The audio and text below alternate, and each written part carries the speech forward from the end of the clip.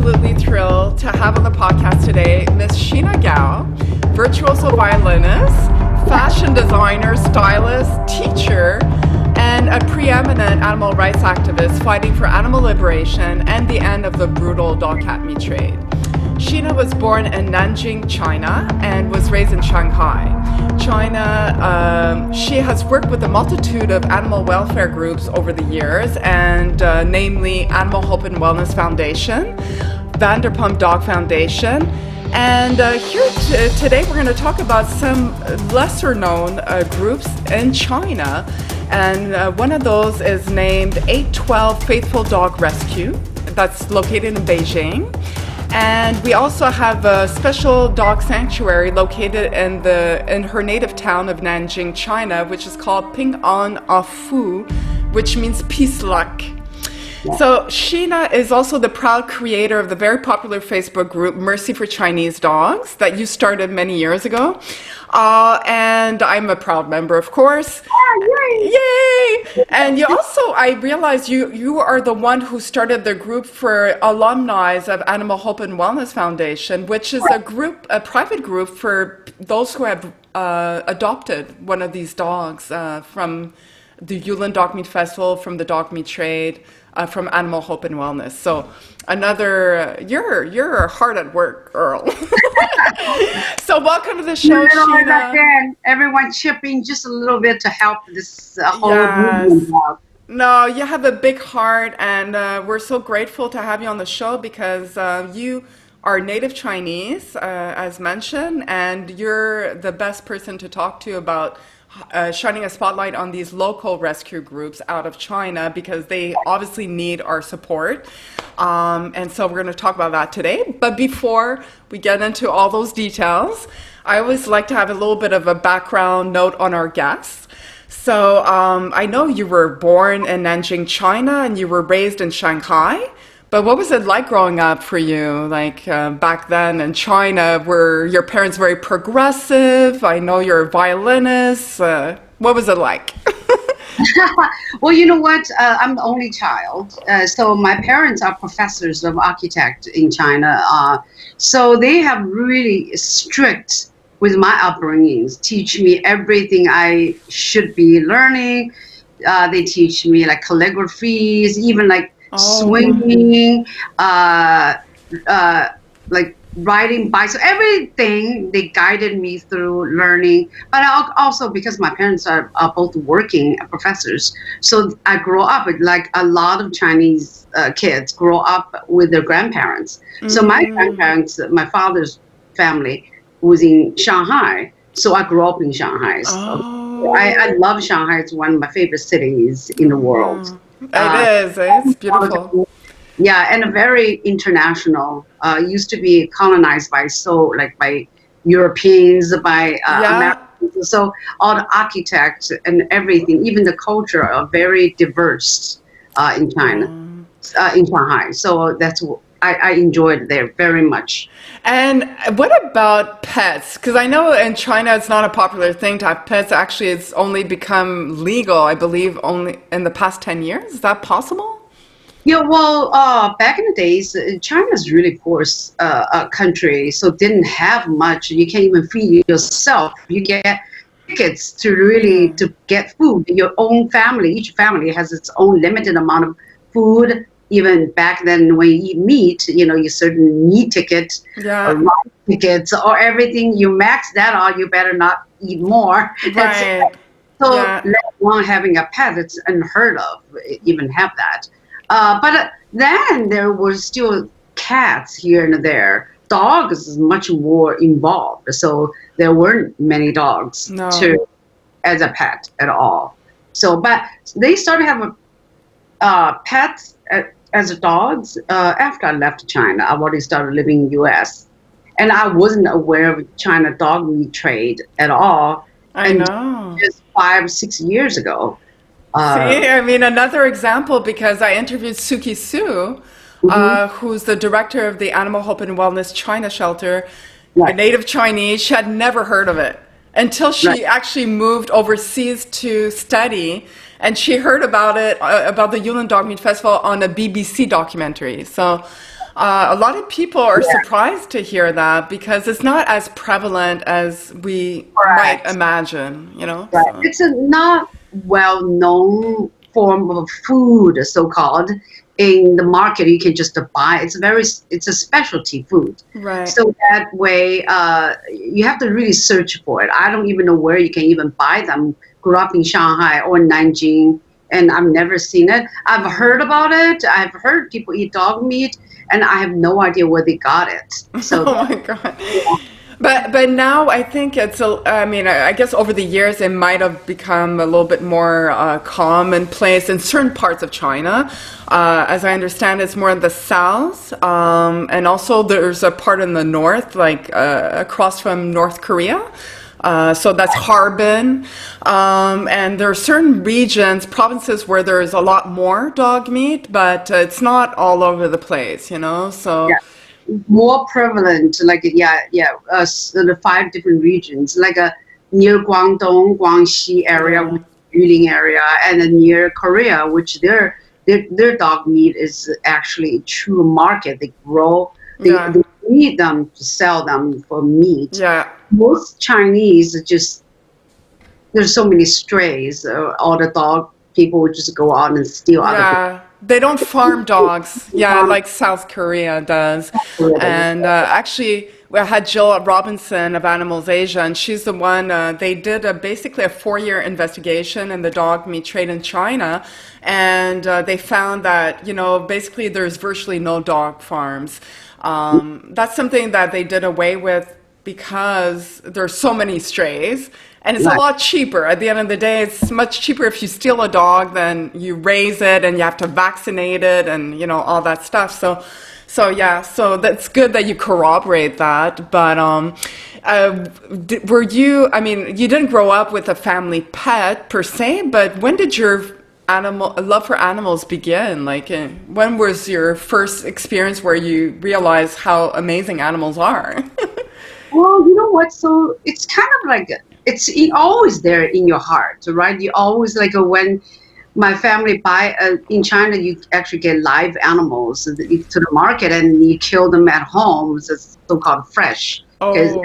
So then my family kill a chicken and see a dead chicken always make me feel really sad and weird. I don't want to look at it. Yeah. So in the early day, I can remember that I have a special empathy for animals. But when I moved to U.S., I just noticed, I don't know why, I just always see other people have a pet. You always like, oh, it's so cute. Funny that I never had that for kids. But when I see an animal, I'm like, how cute. Yeah. So I have dogs, and my first boyfriend, I love dogs, and he bought me. And that time, I don't know where she got the dog, honest truth. It was a puppy. It's a Samoy. I love those big white dogs. They're amazing. So when he found one of those, obviously, I was a foreign exchange student. I have no idea what to do with the dog. And in the end, I don't even, just a blur, I don't know. Then the dog had to be returned because I'm a student, a foreign And it's student. A big dog. That's like not a small little dog. So after that, then I just always loved it. Since I had my first dog, then I always have dog. Now I'm just getting more and more. I know. We have a problem there. Some foster situations that became permanent. Foster success, or you should. Well, I suppose it is success, right? But I feel the same way because for me too, I grew up with a family dog, but I never bonded with him. Like for me, it was just like my dad's dog. And he was a beautiful dog, like a Great Dane. Very majestic. But I never was attached to him, and not until I adopted my first cat. And that was only in 2011. That's when I really realized how incredible animals are. And it always, like, no matter how bad of a day I had, I'd come home and I'd see my cat, I'd give him a hug, and like my whole spirit would, light up, so. I know, that's very true. Sometimes you can go through life, you don't bond with a specific animal or anything, I remember I heard the story of this farmer that always raised cattle, but sent to slaughter, but just one particular cow, a female cow, bonded with him, and the eyes somehow connected. And then now he turned the whole cattle ranch into a sanctuary. So it's one cow that bond with a person. Yeah. You never know, one would just hit your heart and become. It opens you up to the love and appreciation of animals. So that is great. I was curious, like, when was the first time you heard about the Yulin Dog Meat Festival? Because that's how I first heard about the dog cat meat trade, was through Yulin, like many.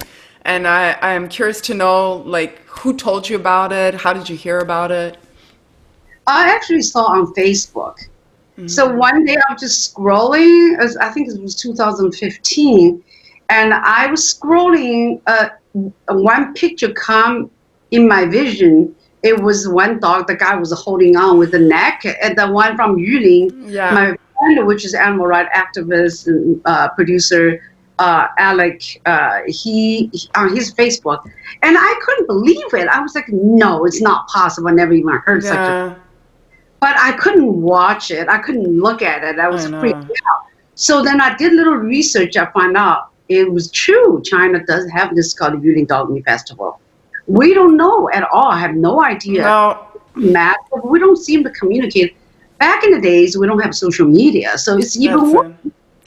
Social media is the way to open so many people's eyes to see truth or not so true. But in the end, it does get the message across. Yes. So I happened to stumble upon one of my earlier animal rights mentor. Her name is Sky Valencia. She started this protest against Chinese dog meat trade. Okay. And I volunteered, and she reached out to me. She said, you got to do that, So then I started to become friends with her. Wow. She had enlightened me a lot through that journey, through her going protest, posting pictures, being the voice of the innocents, really got me on my journey. Yeah. That was in 2015. And we went, the first protest was at the Chinese embassy, consulate in LA. Yes, it was in 2016, that one, or? Is it 2015 or 2016? Somewhere. It was a big one, yeah. No, actually, it was a smaller one at first. Okay. A few of us that we went. Maybe 2017 is when they had one in DC simultaneously in LA, and that made a big. That's already got bigger. And at first, when I just joined, it was a smaller. Then Lisa Vanderpump wasn't even involved in that yet. Yeah. Prior to that. So I think the second year, I happened to be out of town, out of country, when Lisa Vanderpump had a huge protest against Yulin dog meat trade. You missed that one. we started before that, and we started to get the information out and started getting momentum when everyone started to jump on it, when we suddenly saw the images. Wow. That's how I met Mark Ching. Then it got bigger and bigger and bigger. Fight for the innocent. Fight for freedom. Rise up. Stop the dog and cat meat trade. Rise up. Stop the dog and cat meat trade. Rise up. Stop the dog and cat meat trade. They often hang the dogs. Fight for the innocent. Fight for freedom. They hang the dogs and they beat them because there is a sense that torturing the animals makes the food tastier or something to that effect. Right, and they think that it makes them virile. It makes them, it's like Viagra. Oh, so they feel like it gives them more strength, and it feels like it gives them more virility, I guess. What an abomination. What we eat and what they eat. Okay, it is not us versus them. This is about animal abuse. This is about horrid animal abuse. This is unacceptable. You do not light an animal on fire. You do not boil them in water. And you do not skin them alive. None of these things have to happen in any food industry while they're alive. It's not good in agriculture. It's not good anywhere. There's no reason for it. It is only blatant cruelty, and this has to stop internationally. There is no reason for this. Okay, so this is not, again, about culture. The Yulin Lychee Festival, which has started yesterday in China, actually, today at the solar solstice. 10,000 to 15,000 dogs will be put to death again for this festival. This festival is not culture, it is not a tradition. It started in 2009, 2010, so there is no reason this is going on. This is done by restaurants and the dog traders. There are stolen pets. Your pets are stolen. Out of your yards, if you're walking them down the street, they will come by on a little Vespa or a little scooter and snatch them from you, okay? There is nothing okay about this trade. It is a torture trade, pure and simple. And we need them to enforce laws. There are no animal welfare laws in China. We need them to enact animal welfare laws for all animals. We here in the United States, last year, we passed HR 6720, okay, which prohibits the dog and cat meat trade here. It was legal here, believe it or not, in 44 states. We got that thanks to Elsie Hastings for bringing it to the table. We've also mentioned yesterday's doing a tweet storm right now to a signal to Mike Pompeo to please bring the attention to other governments internationally that we want to urge all nations to outlaw the dog and cat meat trade and to enforce existing laws against such trade. Through his footages and his personal experience really speak volume, and we got first-hand knowledge on what is going on. Before it was like, no, are you sure? Is this for real? Is this like fake news? I know. So without footage, no one would have believed it. No. Without it coming out of, people was upset about Chinese doing this, but those images come from Chinese activists. There are so many activists. They are the ones that getting the images out, they're seeking help from outside. Exactly. Thank you. So we can't be discussing every. It's not pointing the finger at China. I mean, if this was happening in Canada, and we have our own atrocities happening, like the seal hunt. I mean, we have dog races, like sled dogs. I mean, we have a lot of things to be ashamed of. There's so much to be ashamed of. It has nothing to do with pointing the finger. It just so happened that this is more prevalent in Asia, the dog cat meat trade. I mean, we don't hear about that sort of thing happening here. It doesn't mean it doesn't happen, but it's on a much smaller scale. It's very random. Whereas suppose there it's a trade, like in South Korea, like you said, it's industrial size trade. So that's good that we mentioned that. So you met Mark Ching, I think, through Sky Valencia. I think she's the one who introduced you. And I believe you actually went with him on those trips at the height of his trips, which was like maybe 2016, 2017, when they did the most rescues from Yulin. I think you were there.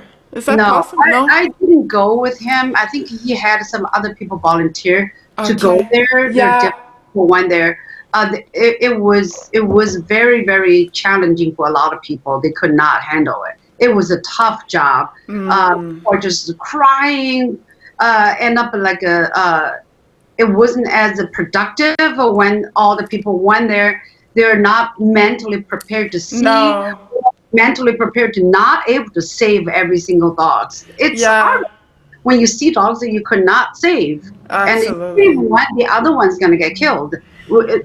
Without a collective conscious shift in China, you save one, the other going to get killed. You see two more is going to be shifted. Yeah, it's massive. There's no end to that. I didn't go there. I went to Yulin another time when I was called for. When was I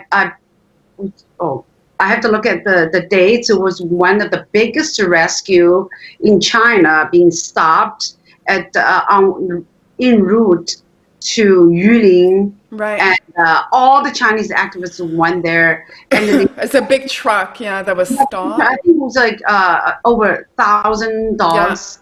on that. I think 6/19 they called it, the famous, like it was June 19th.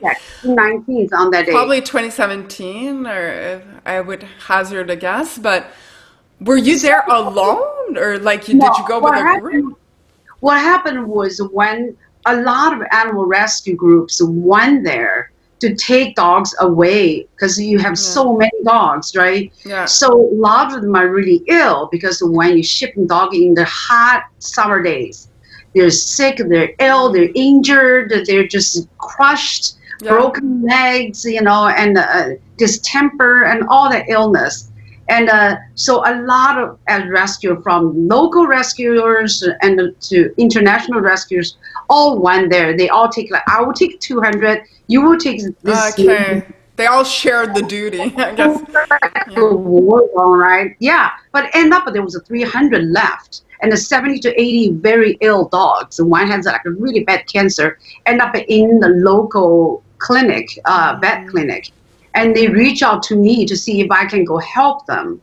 So that was time I happened to be in China to see my parents. So I took a flight over to Yulin and I visited the rescue location. And that was really heart-wrenching. I'm seeing what I really wish I didn't see. Hi, this is Sheena reporting for World Animal News 世界动物新闻. On June 19, 2017, one of the largest trucks contains over 1,000 dogs bound to Yulin Dog Meat Festival was stopped by Chinese volunteers, made it the largest one-time rescue in history. June 19th is what we call 619. We're here at the clinic that we have 70 intensive care dogs coming from the truck. We have also 400 dogs that's healthy that still needs care because they have skin conditions, torn from the transportations. It's really rough condition. The funding is definitely tight because everyone here are volunteers, spending their time here, spending all their effort to come here, taking hours of rides just to get here to help the dogs. This is truly amazing, courageous for the young generation of China. Here I have Peggy. She is one of the volunteers, started from the day one, June 19th, for the stopping of the truck. She's here to help the dogs, spending so much time from Hong Kong transporting back and forth to help saving the dogs. I've been here since day one, Rescue 619. It just breaks my heart to see these dogs being transferred from location to location. I think like 5-6 locations already. And these dogs are hurt, injured. A lot of them are very sick. We have 60 or 70 here now that need special care. And they are very sick and injured and exhausted from all the move. And these here, they need IV drips and medicine. Volunteers. This is one of the sites with the sick dogs. And there's 5 other locations that has injured dogs that needs treatment.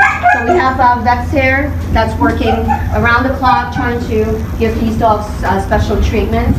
And yeah, so we're trying very hard. We're working very hard. We need to get money to help these dogs and help the dogs that are healthy as well for the cure to have a second chance to life.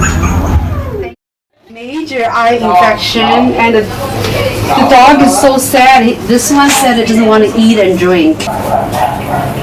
If they have distemper or parvo, they're going to stay here for another 2 weeks. Unfortunately, we're going to get you better. So the issue really comes down to these dogs need intensive care, and they need funding, need medicines, and also the vet bills running up for all the 62 dogs. So we really need money to be raised for these dogs, and I would love to have everyone donate the money and help share to your friends. Now there's a second location. I'm here because they cannot keep all the dogs in one place. So still so happy. This truly breaks my heart. This one's crying. Are you okay, baby? I know it's really cramped. Very, very small cages. Look at this one. It's so hot, 90 degrees. Hi. 这里拍到刚才1个多小时。哎呦，是。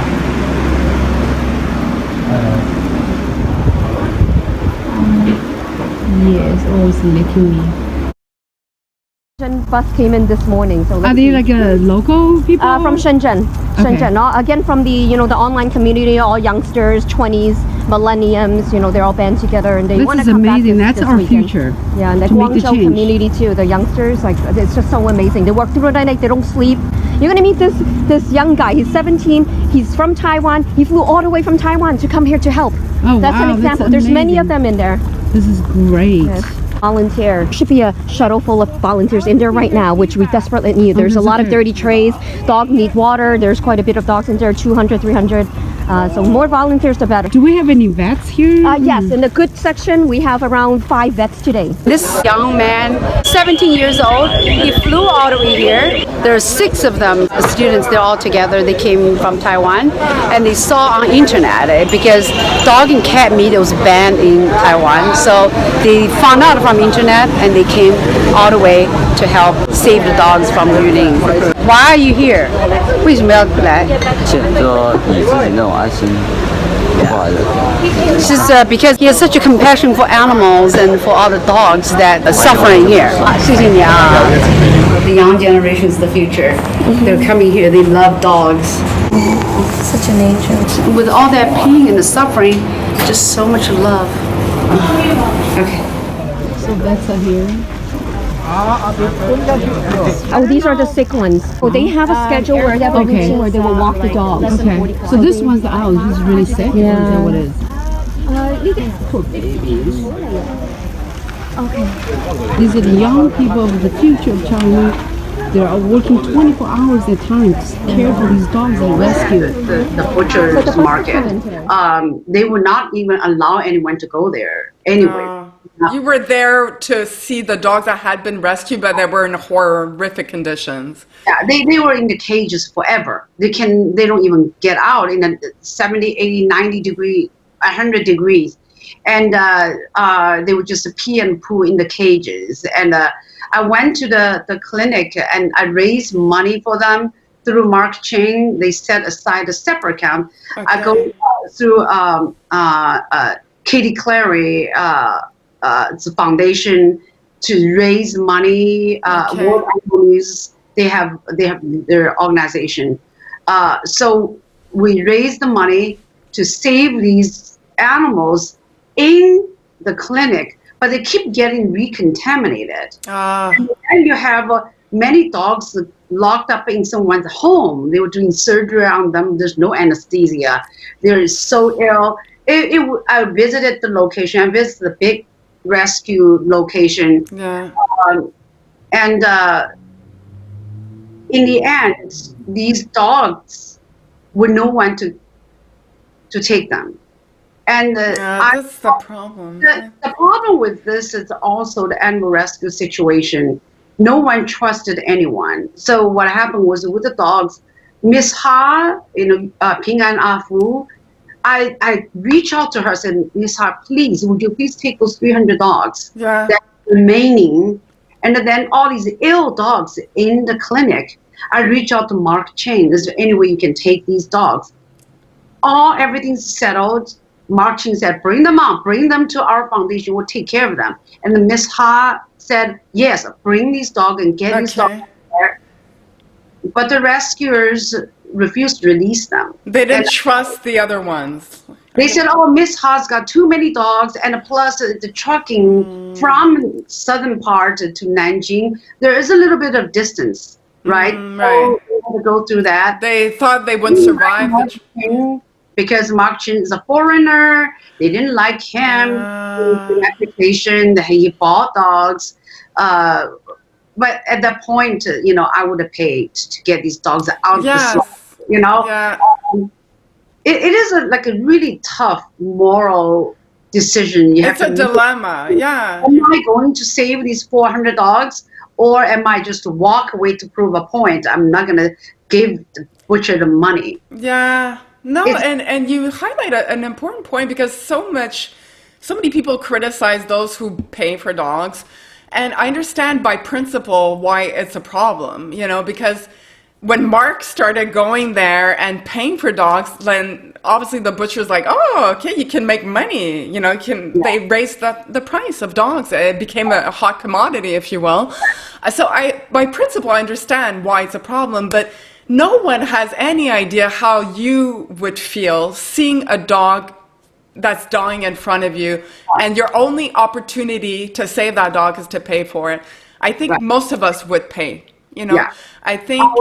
Well, this almost brings me to a story I'll never forget. When I was traveling in Thailand, and there was a snake in the cage, and I was so naive. I thought they put a little live chick in there, and the snake was still sleeping, right? So the chick was going frantically running around, in the cage. Wow. And I was like, wow, that's how sweet. They try to prove we can get along. And my friends, are you crazy? They're feeding. For days, I was like, why did I not just pay that guy $1, just get that chick out? Yeah.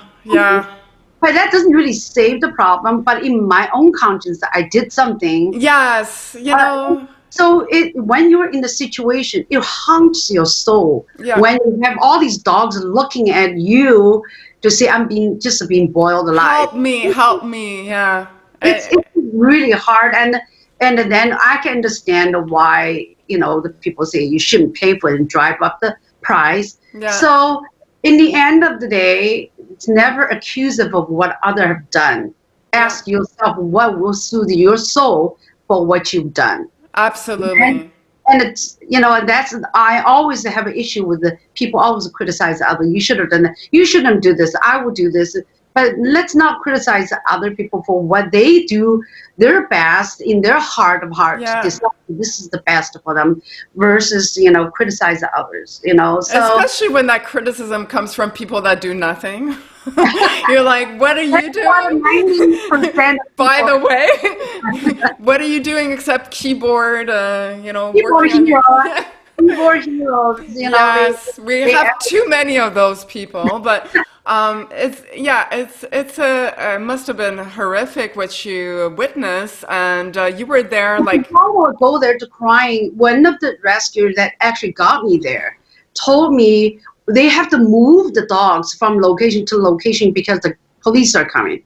You're not allowed to keep all these animals, right? No. Now one night they actually load up the dogs, try to shift them to a different location. The dog started crying. All the dogs started to haul, and it was the most heart-wrenching because they'd gone through this. They thought they are going to be killed, and they started calling. All the dogs started to haul. I started to get goosebumps. They started crying because they thought this is the end for them, and they were just being located to different places. But it was the most heart-wrenching. But think about it, they have their own language. They know what's suffering, what is love. Yeah.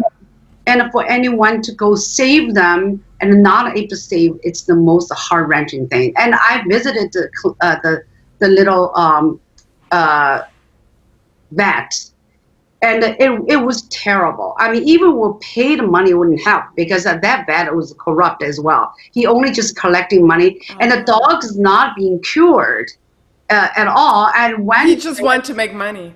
Yeah, and those are all in the cages like this big, and they couldn't even stand up. And the tray on the bottom is pulled out to clean up the urine and then put back in. They don't even have blanket or anything. They stand on the wired cages. And even the dog being rescued, it's not escaping from the suffering. No. It's so horrible. I went to the house, and the dog was just half dead, lay in the cage. I said, do you walk these dogs? No, we can't walk the dogs. We're hiding these dogs in this attic. And there's like 20 dogs there. They're barely alive. And they said, we're just hiding. But I said, but I already said to you, these dogs can go to Miss Ha. They at least, if they make it there, they have a life. Yeah, if they can just make it there, yeah. If they can survive the trip, yeah. So meanwhile, I was looking at the dogs being rescued but still suffering. Then I go to one street. They're selling the puppies, selling the cats, selling the as a pet, so-called, on the other side of Guangdong, like Yulin area. Oh my God. And on the street, I just see this woman holding on the cats, selling cats. And I walk the other way, there's a cat. Just blood is coming out of her mouth and laying on the side of the street. It was horrific experience. And at the time you were there, it's a shock. You're not knowing what the heck is going on. And then you walk away for days. It just stay in your soul. It scars your mind. It's very scarring. I feel really helpless in the sense of like, yes, I saved 10.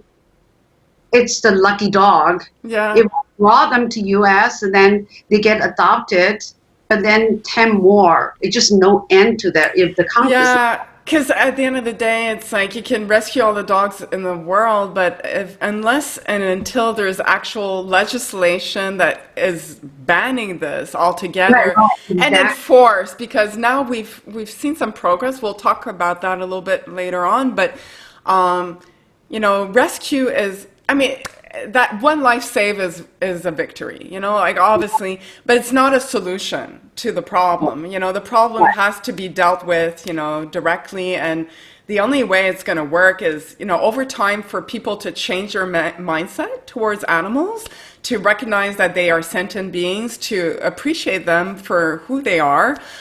Dogs are man's best friend. And, there are a lot of nonprofits in China working at that, trying to teach children to appreciate animals. And it's a slow process. It's not going to happen overnight.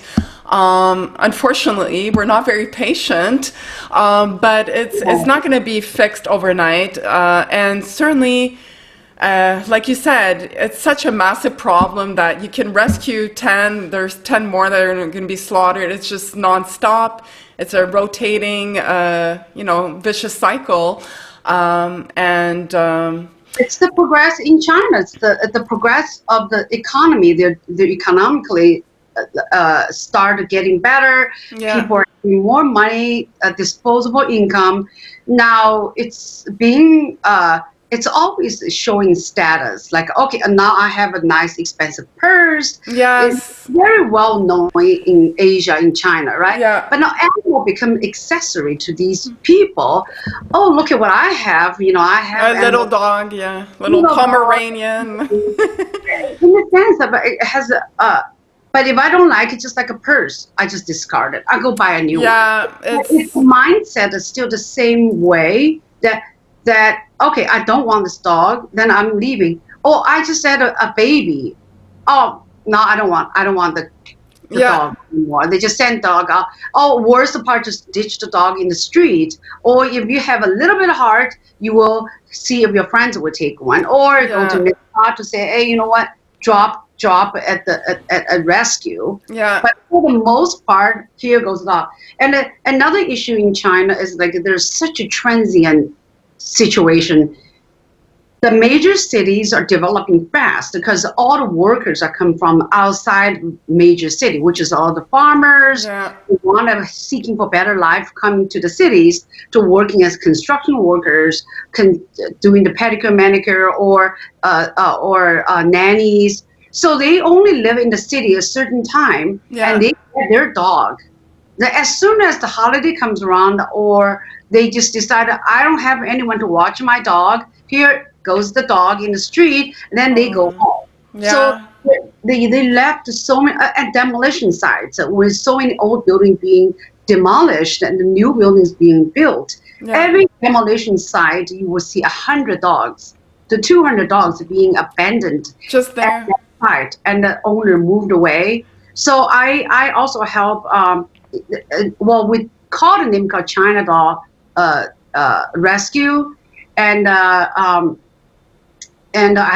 know too, Julie and a bunch of other Chinese ladies. They got together, used their own money in Beijing. They saw these dogs and they rescue these dogs. Wow. So I can't exactly remember. They have a name for that. They changed from China Dog Rescue, which is easy to remember. Yeah. World Animal Rescue, I think it's called. Oh, okay. they would rescue and bring the dogs over. So I was fostering for them and pick up dogs for them as well. They are the Chinese ladies living in Los Angeles and rescue these dogs as well. Oh, okay. They're working with people in LA, or are they local Chinese ladies? No, they're Chinese living in LA, and they go to Beijing. Oh, okay. Yeah, and those dogs are rescued from Beijing streets, and then again, the same way, if they're not being rescued, they procreate and just become a market for the dog meat vendors. They were just taking them, and it's a free 100% profit for these people. Oh, absolutely. Dogs, right? And these dogs are, people always say, well, how come the Chinese dogs, like their mutts, like cute? Well, the thing is, Chinese only like purebreds. So when they abandon those purebreds, they pick them into the street. So the purebreds, like Pekingese, mix with purebreds, they have this little cute, interesting-looking dogs with short legs. Because why? Certain cities has limitations on the dog's height. Yeah. So they're all like that's really they confiscate it if your dog is taller than 34 centimeters, I think. Something like that. It's like not much. It eliminates golden retrievers, it eliminates German shepherds, huskies. I mean, Miss Ha has like tons of German shepherds there. Oh. And there's the Tibetan mastiffs. They're massive. Oh my God! No way would that be allowed. No, they will capture them. They will kill them on the spot. So there's more like big cities only, like Beijing? We're talking about capital cities like that? Cities. The smaller rural town, they can have a bigger dogs. Okay. In the countryside, I think often as guard dogs, they have them. Yeah. They don't fix or anything. There's no animal rights or protection laws there.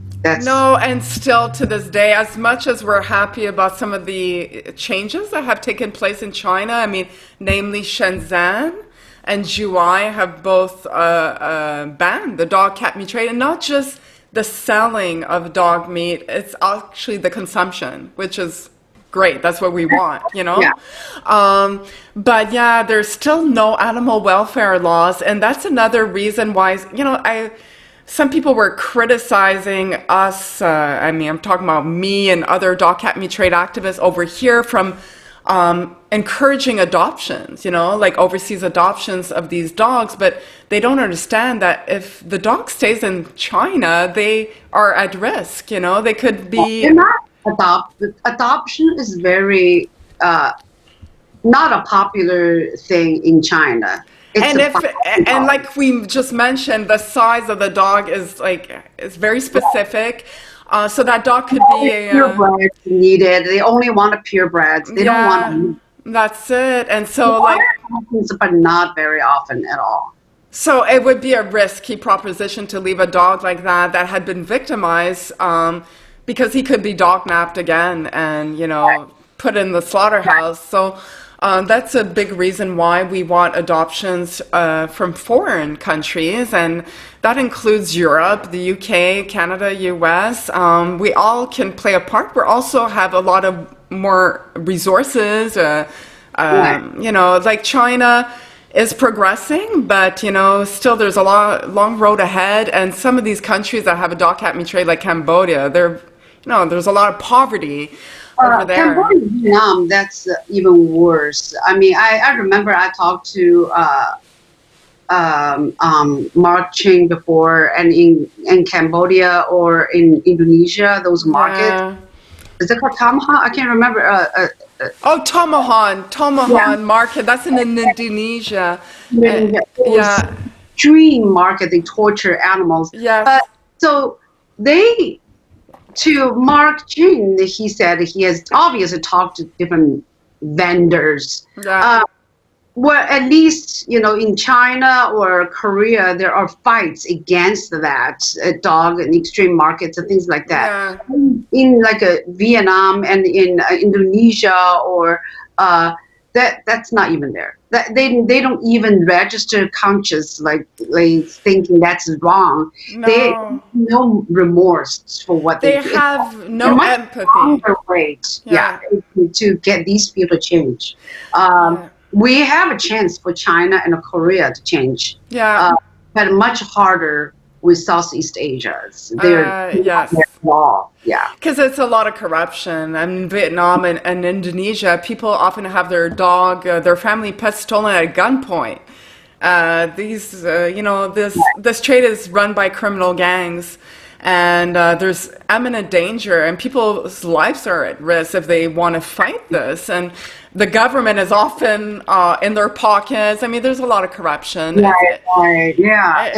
There's a lot of challenges in some of those countries. Corruption, and also people are not there yet. Not really have a compassion for they sell their pets for that poverty really is the driving force of people selling their pets, right?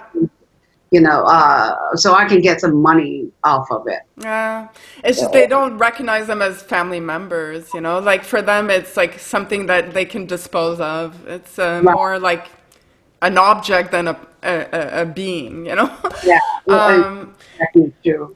But yes, you're absolutely right. I think, what would you say, like off the cuff, I'm just thinking of this question. I've asked it before, but in your opinion, who, between China and South Korea, which country do you think will be the first one to really ban the dog cat meat trade as a whole?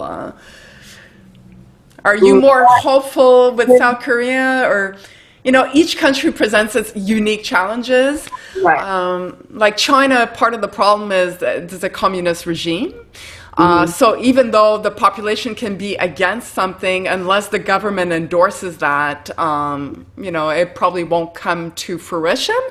But, the government has stated that dogs are companion animals. So that's a huge decision. That's a game changer, if you will. And then South Korea, we would think we're more hopeful because it's a democratic political system. So if enough of the population says this is what we want, and they're the ones electing those government officials, then you would think there's a greater possibility. But then again, in South Korea, it's unique because it has dog meat farms and dog meat professional unions. I mean, it's it's a tough one. That's really hard to know. In China, more and more people are have better understanding. I think their most problem is fear of the dogs, right? They scared of dogs. Like, oh my God, this dog's gonna bite me. Yeah. And there are no leash law. So then when you get the animal lovers and animal fearers, you start getting a fight in the street. Like the guy owns a dog. He's like, oh, just my dog. I don't care. The dog runs around, say hi to everyone. But unaware, there are people afraid of dogs, and they get angry. So there's always going to be this war. We call them war between the animal lovers and the animal, I wouldn't say haters, but they just those that are fearful and feel like animals. So that's a big issue, and so it's education. But in China, I can only see a city by city change. There's no way the whole country will change all at once, right? Oh, that's so there's certain area would be much more like Shanghai would be. I would think it would be a city will ban it, or Beijing, those bigger cities. Yes. Honest to truth, it's really difficult to see change into the young generations, like take over. 20s, right now at the 20s, early 30s. Yeah. Over 40, it will be a little bit harder, but over the age of 60, 70s, so they will form their way of living. No, they're gonna be pushed. But Koreans are very stubborn. Like these people, like love dog meat, and they would not back down whatsoever. No. Their ego is really stubborn. They are stubborn. But I think eventually once it's changed, it will be wildfires taking over the compassion. I think China will change, but it will take time. It takes time. Yeah. Yeah. 20 years. Yeah, and it's funny because I interviewed Nami Kim and she said the same thing as you. It's like, give it 20 years because the people in office at the government in South Korea, let's just talk about South Korea, they love dog meat. You know, they eat dog meat, so they're not going to be pushing for legislative change on that front. Right. They're more traditionalists and they believe it's their national right. You know, their traditional right to eat dog meat. Cow, right? Yes. Eating a cow. Pigs are intelligent. Why do you eat pigs? Yeah. So that's how I become vegan because I don't want to be a hypocrite. Like when one animal, why the other animal is different. They all have the sadness, the emotion. So but in China, Yulin area, there's a lot of mafias. So it is like the government. Yulin government. People always say, why does Chinese government don't step in? Just like American government don't always step into local legislations. Mm-hmm. Local is the biggest issue in China. Yeah. Yulin dog meat trade, because they generate a business from all the surrounding Southeast Asians. They all go there for this festival. They generated this festival. They make money. Yeah, it's profitable. Yeah. And everyone goes. And now when we fight, it gets so much more publicity. It's even more popular. So they all went there just for that. Yeah. So, and it's like, this is for local government. Local government controls. And local government is controlled by the mafias. They don't call mafia, but is basically ruling them. So it is really difficult until these people are out of office, just like, you know, like lose the city, then it will be gone. Yeah. But for now, and they're not educated, you know, they have never been to other countries to see the world. They think the world is just this around them. So I always do that. What's the difference, you know? Yeah. I go to Chinese market over the last week when LA, just LA market, you still see the pigs, the fish are hanging there like a, I know. It's so brutal. Vomit. But guess what? They've so desensitized the Chinese. Yes, it's desensitized. Yeah. You know, and I see the lobsters like struggling in the tank being sold. And I was just like, we all see that, we don't see it. We don't see it the same way. Yeah. It doesn't register the same way. Bye, like this is alive, actually crying out for help, but you can't hear that. Yeah. It's really difficult and just so desensitized.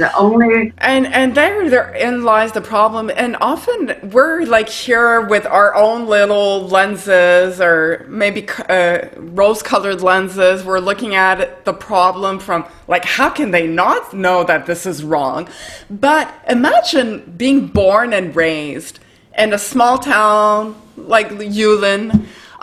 Your father, this is what he does for a living. He butchers dogs for a living. So you grow up around that. So that becomes normal. Like that becomes part of your normal environment. This is what we do. This is how we live.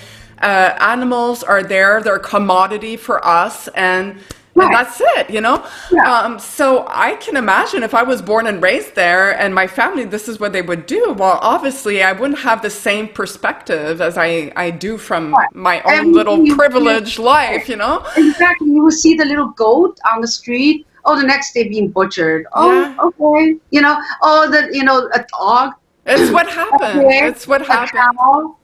It's all the same. Like one of my friends become vegan. The reason for that is she when she grew up, their neighbors have cows and stuff. There's a cow family, so she walks by every day, says hi. But one day she walks by, they're not there anymore, and they all got killed and was hanging there. And from that moment, she just clicked. She was like, "Oh my God!" She realized they weren't just having a good time in the field. I know. You never know that, right? When you grow up, you just say, "Oh, hi," say it, and it just change your perspective altogether. So yeah, you grow up to see the dogs are being a part of the food chain. Yeah. You won't see it differently. Just Yeah. like I try to convince people you should not eat a pig or cow. People look at me, you crazy? You're This like, is we've what- been doing it for thousands of years. I know. Yeah, Why would I so not that's eat always a it? justification. Same thing, right? You see dog being a part of the food chain, so there's no difference for them. But we can always point a finger to say, how dare, because we use that. But one of the Korean vendors that so interesting about in such a perspective, put in perspective, he's selling puppies, and he was asking people to buy puppies. Yeah. And you would ask, well, you're buying puppies, what do you do with that? He said, hey, it's up to you. You can make this a puppy your pet, or you make this a puppy your dinner. It's your For choice. me, I just want the money. You know, that's all I care about. So it's like, So isn't that put you in perspective? Like this dog, puppy, yeah, comes for two people. Either it's gonna be eaten or be someone's puppy, family. yeah. How ironic is that? It's Yeah, it's like- our mind is so disconnected to say, oh, multifunctional. You wouldn't think There are many possibilities. but coming back to the old story back in the days in China, Yeah. you can actually buy a girl, right? So this is a funny story. My mom's aunt, never able to have kids. So she went out, she adopted two girls. So the two girls come in, they come from equality because both adopted girls. Yeah. She made one servant, one her daughter. So look at that. Yeah. This one girl's destined to Yeah. be servant for the rest of her life, polishing the floor, living a hard life. But the other girl gets to be a princess and live. But they come from the same. Oh my place. God! So they were the same on equal footing, and then one has a different. Society or human just made them unequal. See, Yeah. same with animals, right? The dog and like a dog comes in. Are you gonna make it a meal or are you making it a pet? Yeah. It's the irony of the consciousness. Like you think about it, you have to be progressed enough to see something's not right here. What Yeah. are human to make that choice for other lives? Well, for me, it's always I stopped eating meat when I was 15 years old, so that was a long time ago, and it came out I was of. not awake at that moment, but I know something's not right, but I still wasn't. Like you said, like some of us just don't make that connection, and it takes time. It takes time. But for me, it was just shocking. I saw footage of a slaughterhouse, and 5 minutes is all I needed. I was like, after seeing that, I was like, there's no way I can eat that. It was so disgusting. It's like just violence. I was like, I don't want to be part of that. I don't want to eat that.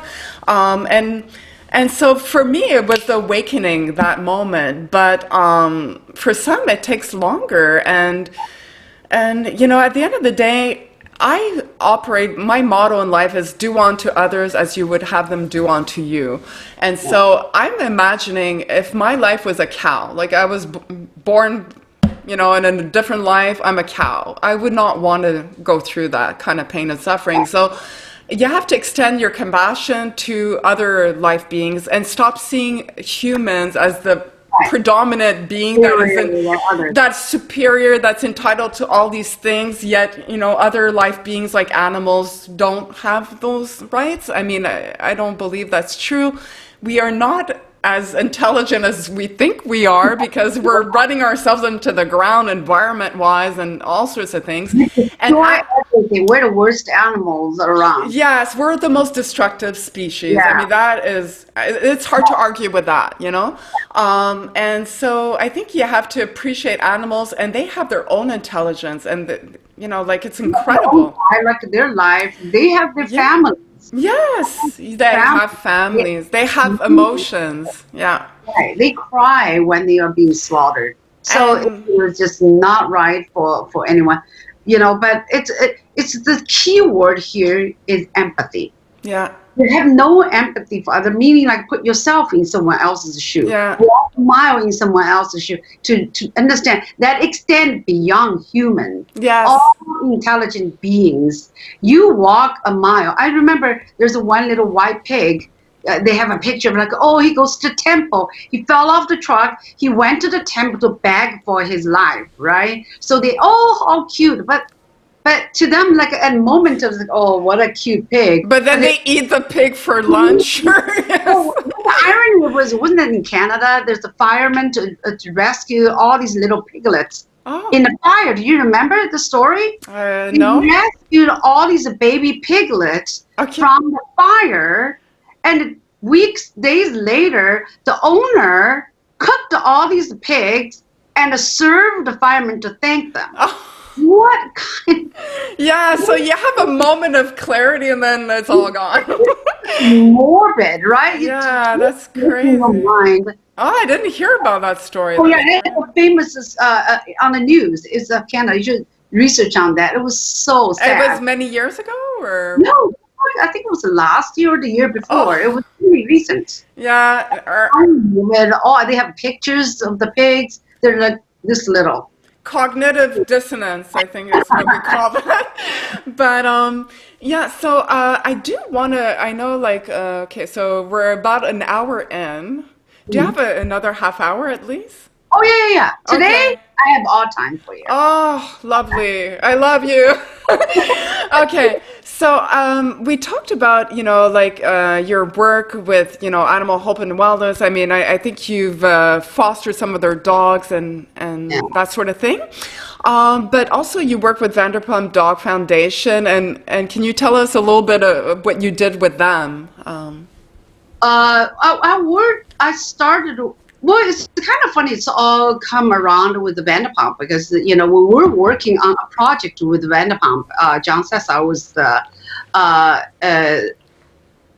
particularly with the Vanderpump, the lead of the Vanderpump. He's the director, yeah. He's the director at that time, and the Sky and me and a bunch like a Pug Queen, Isabella, and then we have like a bunch of other animal rights people together. We're working on a project. That's how we started. That was before Vanderpump had the Dog Foundation. Okay.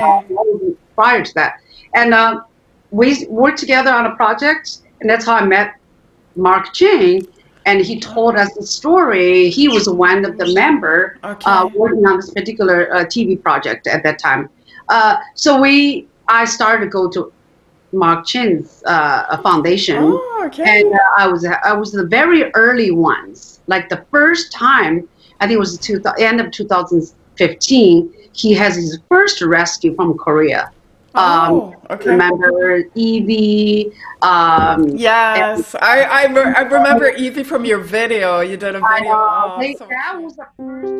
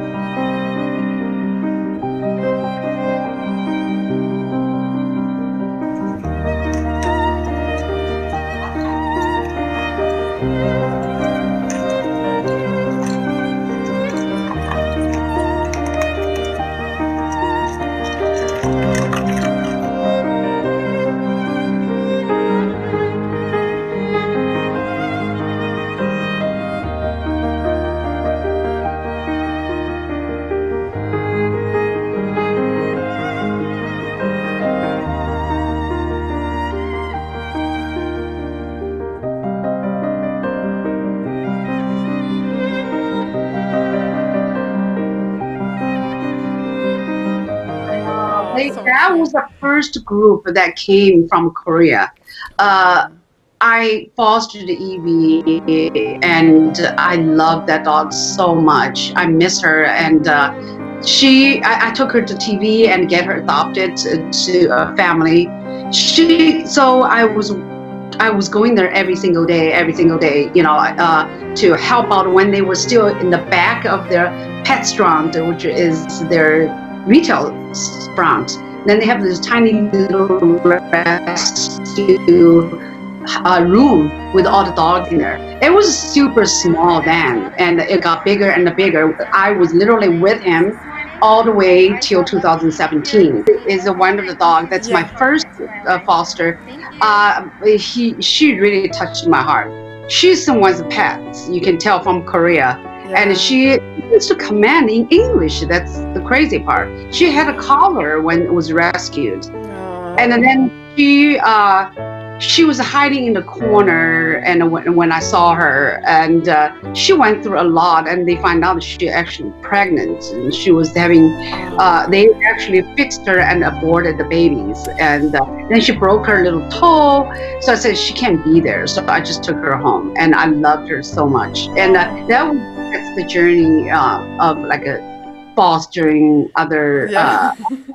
You've done quite a bit of fostering. I did a lot of fostering. Each one of them take a piece of my heart away. It's always very hard, And right now you have dogs with you. Like you have your own dogs that you've adopted. Can you tell us all about? The last one I really helped with one of the, I think Sister Yi, or I can't remember who. It was not through her directly, so from someone else. But I was fostering about few dogs when they've already adopted, but just this one little poodle that wasn't adopted yet, and so I fostered her, and I fall in love with her. So. She went crazy on me. She tried to bite me all the time, and now she still tries to bite sometimes. I'm just learning how to love, because the dog went through a lot, and she would try to. She gets grouchy, and she tried to bite me. That was it.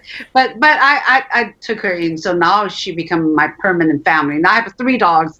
Much more work than I thought. I know. You have Mozart. You have. Can you tell us? Cello. I have Mozart. I have Monet is the older one. He's 14 years old. Yeah. Now, cello, also 14. Then I have Mozart. It was the one from China. Rescued. She's only 4 or 5 years old. Oh my God. Senior one, that was before my days of awareness. So I actually got Monet from this pet shop, but out of compassion, because my previous dog passed away. I was getting ready to move to California, and my next door was the pet shop. So I always go there. I feel sorry for him. He's been locked up every day, and I'm gonna take this with me. I wasn't even thought about anything. Yeah, it's just that your heart was. My heart is broken for them, for all the dogs inside. They've been locked up from evening 5 o'clock all the way to next 9 o'clock. That's not fair. It's not so right, I take each of the dog with me, because I'm living next door. The owner happened to like. Oh, you would walk them? So I would. Can I take this one home? I'm next door, so overnight to give some love and bring it back next day. So I try to take turns for. I hope they ban all these dog selling. So I end up with Monet. It's an inbreed. He's got a lot of issues, skin problems. Now he can barely stand up. His rear legs having a lot of problems. So all his life is just struggling because of those inbreeding factory, puppy mills. Puppy mills, It's terrible. It's terrible. It's just a lesson for me to learn, And so anyways, we'll get you to send me the pictures. I want Mozart, Monet, and cello, is it? Cello, yeah. Yeah, okay, so we'll put that as part of the podcast, so for everyone to see your beautiful little babies. They all look so adorable. Because I'm in fashion, so I made them look like cute. Oh. You style them. You I style them. to make sure they feel good, because I know when they get a groom, they feel very happy. You know, Oh, they're like, yeah. "What are you doing?" When you look good, you feel good, right? Exactly. The It animals works for feel them. the same way. That's right. Well, Yeah. I want to talk now about those two local, like Chinese rescue groups, and let's talk about 812 Faithful Dog Rescue, which is a private shelter in Beijing, and it was founded by Du Tay. And so, how did you get to hear from him, and like about this organization, and what kind of work are they doing, and just want to hear all about them. Uh, well, so when I was going to China, I want to visit the local shelters, you know. So I contacted Peter Lee, who is the head of I Human love that Society. man. He's amazing. Yeah, they're awesome. They're doing great work. Yeah. So their main function as a Peter Lee and the Humane Society International, they actually working with the local rescuers. Yes. To nurture these shelters and help them and reach out to them and get the feel of what they're doing and educate, you know, help them. You know. So he visited and he gave me the names of the people that to visit. So when I told him I in Nanjing, do you have anyone? In Beijing, you have anyone? Because I was along this way. So he gave me Dute's 812 Loyal Home Rescue, and then Miss Ha.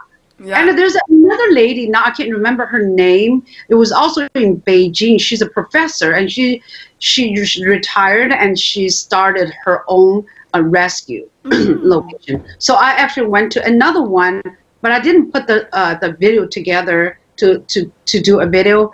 But 812, I went to visit. It really got me. So I started my Mercy for Chinese Dogs from that group. Yeah. From that, at early days, I actually called 812 Chinese rescue dog. So later on, I switched to Mercy. Yeah. So more of a broader umbrella. So I raised a fund for Dutua, and I went to visit the dogs, and I get the story of how much work he has done in the local community. He's the one. He's this handsome young man, and his family is like he's not getting a girlfriend, but he's got these dogs. Oh, he has no life. That's all. No life. Oh my God. He doesn't speak English. I wish he does. Then I would have got him on to speak to everyone. Yeah. So I went to visit, and in the evening, he would go to the local area to feed the stray cats, and he will catch them and fix them and release them. Oh, and he was doing all that, and all his dogs. He does have help. So the helpers, like there are a couple that help. They're making the food, you know, and he's kind of a local influencer. So he was helping, and he also told me that the tough part is if in WeChat, it was the Chinese app, he was telling people, hey, we should meet up. Immediately, the police would just knock on his door. What you try to do? So they monitor this WeChat very closely. So they think you are trouble.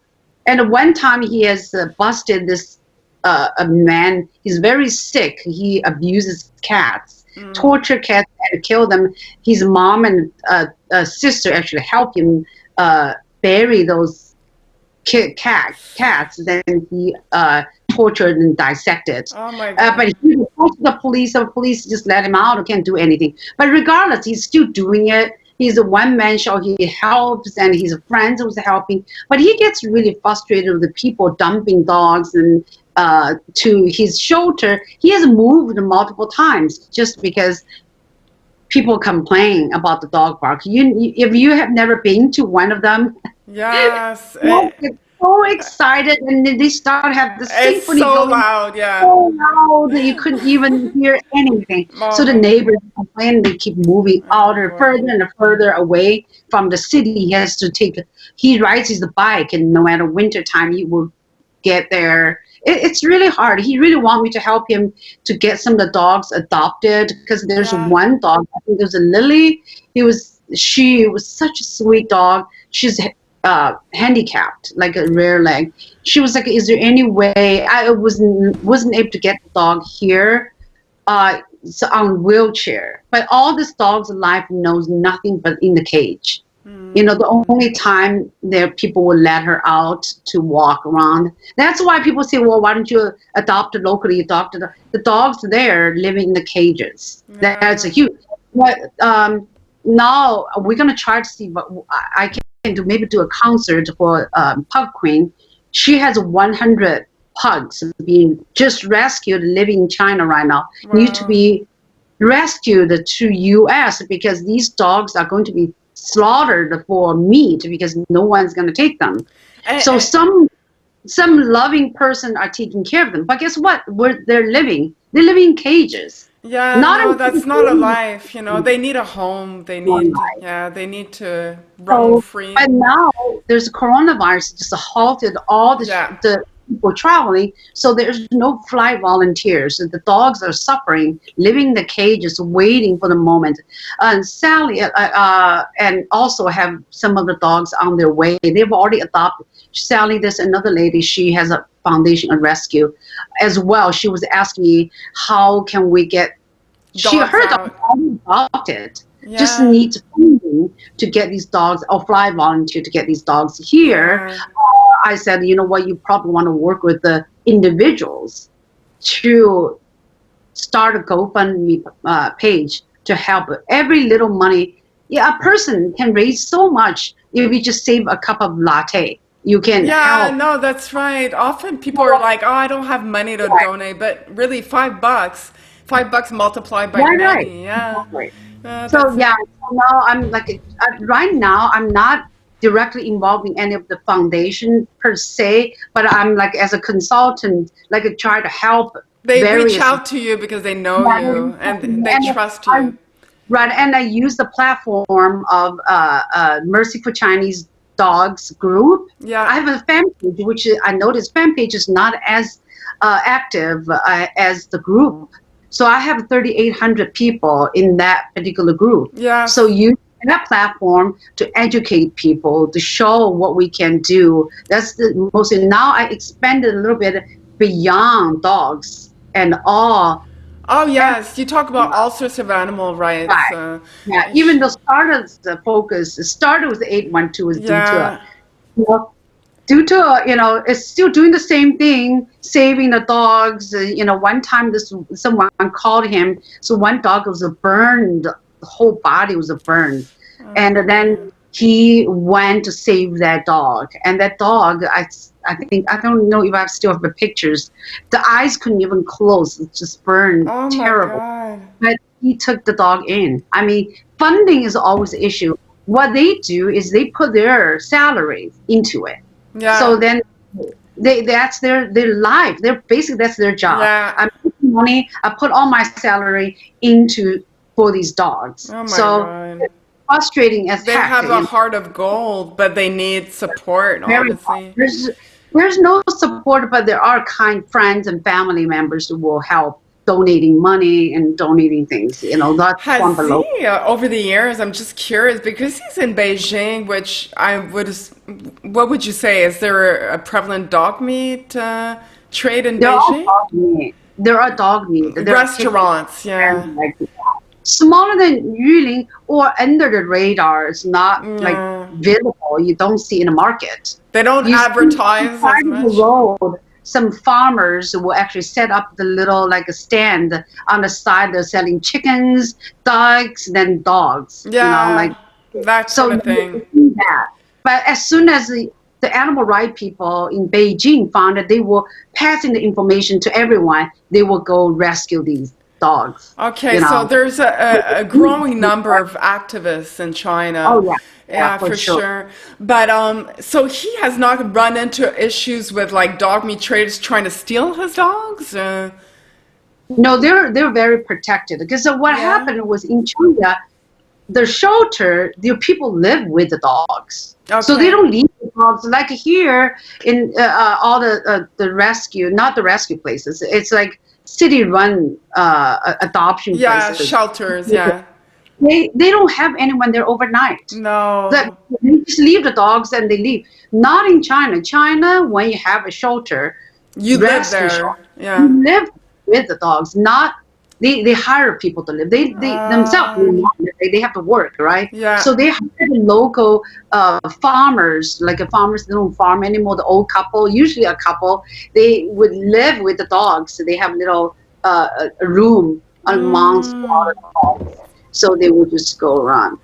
And the sad part is their shelter doesn't have any toys or anything, nothing to play, nothing. There aren't any beds or anything. They just like. I mean, they don't have the resources for that, So I guess the goal. And it's hard to maintain. Obviously, you have to wash everything, blankets, everything. So much. Give them blankets. Next thing you know, it's all torn apart. So they just nothing, So the goal with that is to adopt these dogs out to foreign countries. Not for Bluetooth dogs. They're not. They're not for adoption. He would have loved someone to take those dogs, but not happening. That's a huge amount of cost that would not be able to do. Yeah. But right now, at least they're safe. Yeah. We're bringing the dogs out. These dogs has no shelter to go to right now, and just saved from the meat market or dogs like that. Yeah, because I think it's the same situation if we talk about Ping An of Fu. That's a sanctuary in your hometown of Nanjing. She has at this point. Okay, so I'll just say to viewers a little bit about the sanctuary. It's basically a stray animal rescue that was started in 2002 and funded solely by Miss Ha Wenjin. She basically aims to rescue to the end, raise it all its life, meaning she's opposed to euthanasia. She does not want to euthanize any of her dogs or cats. I mean, they have all sorts of animals. And when I did... Yeah, and now it's grown to 10,000 animals that she has in her care. And so the goal with these is the problem is you cannot adopt dogs out to foreign countries unless you're a recognized charity, and that involves a lot of costs and paperwork. Is that kind of the problem? Because I'm seeing this and I'm like, it's not sustainable. Like 10,000 animals to care for. I mean, that costs, I can't even imagine how much that costs. But I mean, I'm thinking the obvious,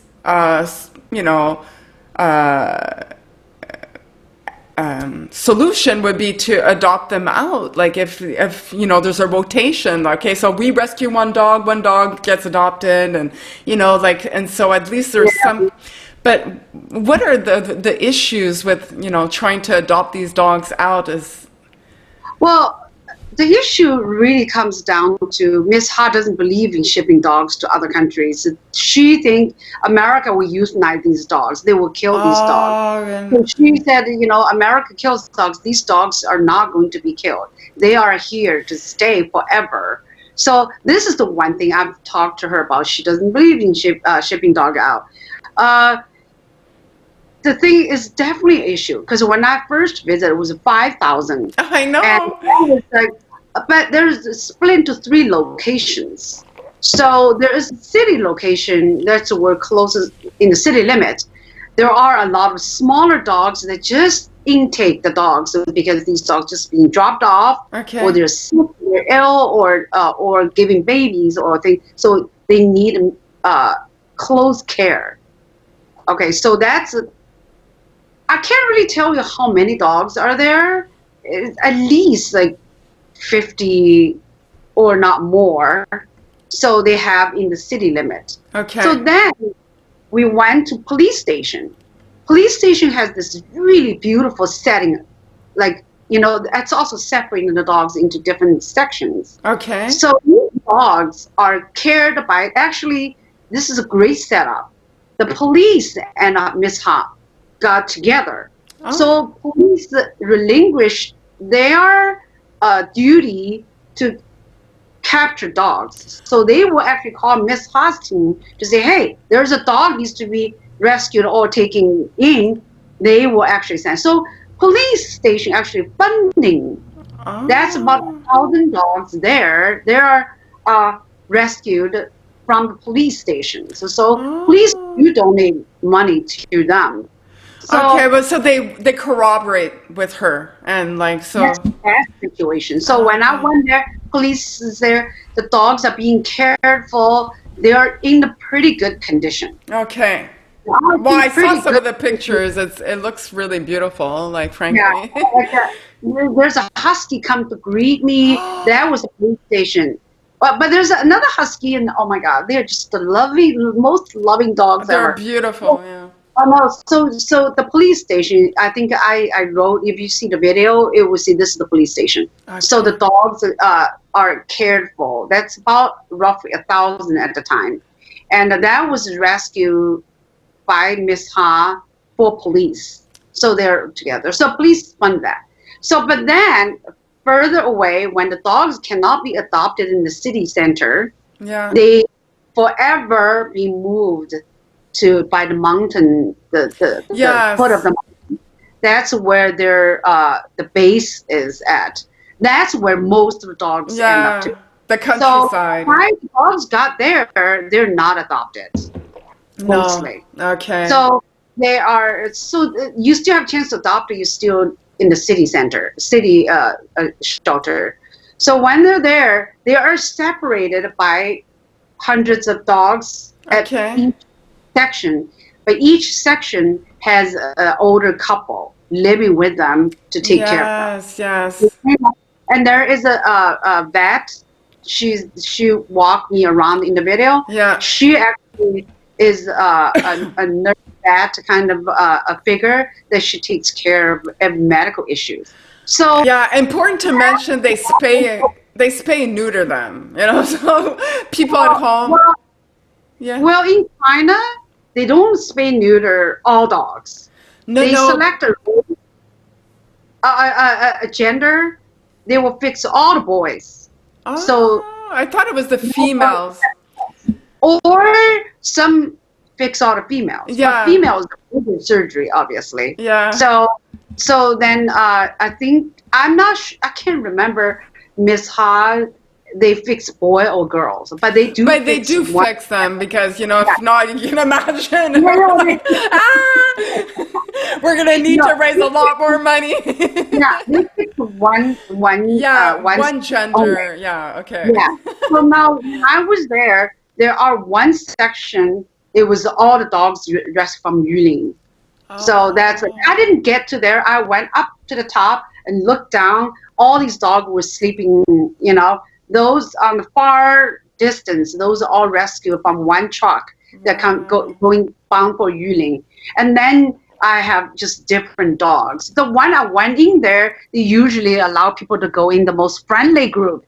Those are the ones I literally feel like I thought I was going to be falling down because they were so excited to see me. There's a golden retriever. It's such a beautiful picture. The one cutest. I just want to take him home. They all just want to go somewhere. They all want to be petted. Yeah. They all want to be loved. Yeah. But now Miss Ha does have volunteers. So I have like a foreign people go there to spend a week there to help out the dogs. Yeah, and they donate. A lot of the volunteers, they donate. Yeah, a lot of people do donate, and the police station donate. In this particular time, I think the police didn't have the fund to give to them, so they were lacking behind. There was no money. The day I talked to her, they said that there's no food the next day. So I had to take my own money to send it to her, waiting for Facebook, because Facebook is not sending the money until the raising the fund is ready to go. No, the dog is starving. So they're starving. So I have to wire the money out immediately so the dog can have food and otherwise, you know what? And the dogs are not fighting because she also tell me that she leaves dry food all the way around. So the dogs are hungry, they just eat. So they never fight for food. Yes. Usually dogs, no total fight. So the dogs just like live peacefully, and then they do have monitors. Each section have like hundreds of dogs. There's a couple will watch them. That's their job. They wake up first thing, they feed dog, clean it, and do everything. And during the day, they live with the dogs. Yeah. 24-hour monitors. Well, I mean, I think that's part of your fundraiser, your recent fundraiser for Miss Haas, because they had food shortages. I mean, they were running out of funds. Yeah. And you're the one who wired the funds out of your own pocket. Oh my God. Yeah, but I know that money is coming, so then I can wire. Thank God. Thank God. Yeah. And it just. And then I wired anticipating it would be $2,500. So I wired the $2,500. So now we're a little more than 500 that. So I can wire the rest of them when the event is over. Yeah. But they charge Facebook charging $90. So it's not as bad. But now they haven't given me anything yet. So we'll see. This is my first time with the Facebook. Usually I go with the GoFundMe. Oh, and I would raise money. They charge you $90 to have an event like this. Is that it? Yeah. Okay. I think they charge a percentage. It's a GoFundMe charges the percentages. Oh, so I raised over $2,000 for Jack, which is another Chinese rescue for his double hip surgery. He comes with his one leg was broken in 3 places. He has been limping all his life. He's the sweetest dog. I would have adopted all my fosters. I know. I raised the money. Then he had his surgery done, and now he's adopted by actually a Chinese lady here. She just it's a big Pomeranian. He looks like a Pomeranian, but I think it's a mix with something. But he's bigger than the little. Bigger than a Pomeranian. He's got so much energy. And Jack, I want to visit him because when trust me, every time a foster leaves me, my heart. So they take a piece of your heart, eh? One of the dogs passed away from, it was the hardest part ever. And, I thought he was a puppy, but it was actually a senior. And I think his neurological damage from the long-term abuse from a domestic family. It was heartbroken. When he said goodbye. But the thing is, at least he sees a happy face in the end. Yes, you know what I mean? At least he knows love at the end, yeah. Right. But now, so that my most recent just is raising money for Ping An Afu. Yeah. Everyone can follow them, and you see firsthand. It give you so much inspiration that there are good people in China that help. It is inspirational. We would not know any of those. People say, these Chinese, but honestly, all these videos are coming from activists. Yeah. Who else would tape that to get it out? Do you know what I mean? Obviously, it's not going to be dog abusers. No, they wouldn't. But no. So, I mean, I can't. All these videos are coming out is because they want the world to know. And they want our help, like you said at the beginning, they need our help. And so, yeah, you can't paint a whole country with the same brush. I mean, it's just because there's... We have a lot of animal abusing America. Yeah, location, everyone dumped their dog there. And the saddest story, the dog is still sitting on the couch. The couch was being dumped out with the dog. It was sitting there with the owner. So we're in the first world country, we're still doing this kind of thing. I mean, we have puppy mills, we have dog fighting. Dog fighting is major underground. Even like a cockfighting. I know there's I heard someone told me this guy actually raised roosters fighting. Oh, here in the U.S. In the Philippines and stuff. Oh my God! Crazy. All sorts of things happening, but all sorts of things. we will never run out of work to do as animal rights activists.